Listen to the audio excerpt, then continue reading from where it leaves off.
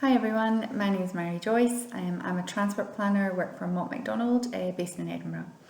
And throughout 2020, I'm creating a video series to demonstrate how the UN Sustainable Development Goals are relevant to transport planning and how through focusing on these goals, we can add value to our transport planning projects.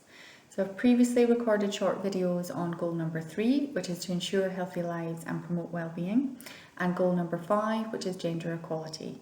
And if you missed those videos, you can still access them on my profile page. So this month I want to talk about goal number 11, which is sustainable cities and communities. And under normal circumstances, this would be one of the easiest goals to relate to transport planning. It specifically talks about creating safe, affordable, accessible and sustainable transport systems for all, improving road safety and expanding public transport. And this is normally bread and butter for transport planners and makes up a lot of the daily work that we do. However, COVID-19 has the potential to change a lot of the assumptions on which many of our transport planning projects are based, and is likely to result in both opportunities and new challenges when it comes to sustainable travel. So there's a lot of posts already throughout the internet on how COVID-19 may influence how much, where, when and how we travel.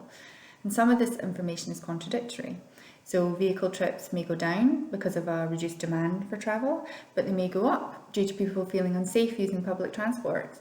And I think the point is that at this stage we just don't know. But what we do know is that it's unlikely that things will just go back to before, and that we are going to have to get used to some kind of new normal. And ultimately this could mean that we have to rethink some of the aspects of how a sustainable city in the future might work.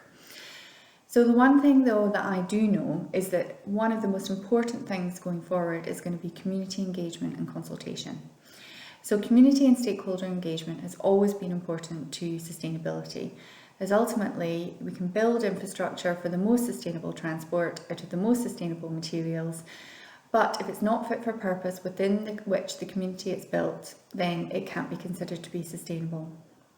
One of the best examples I've seen recently of community and stakeholder engagement was a community-led active travel project in partnership with York Hill and Kelvin Grove Community Council and Glasgow City Council. And the Community Council actually led the designs and behaviour change initiatives to make sure that they were suited to the residents and the businesses within their community.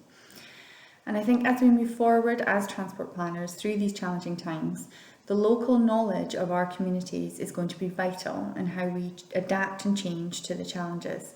And if we want to continue to work towards creating sustainable cities, we need to make sure that professionals and communities are able to have the most productive and effective two-way conversations.